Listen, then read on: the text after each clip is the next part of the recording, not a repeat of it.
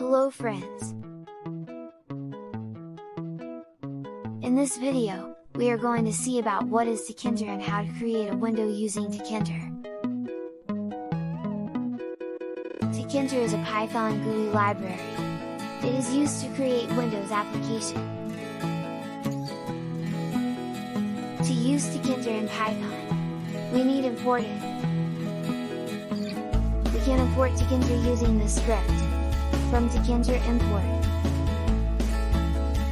Now we are going to see about how to create a window in Tkinter. We have already seen how to import Tkinter, and from that we need tk object to create window. Window equals tk.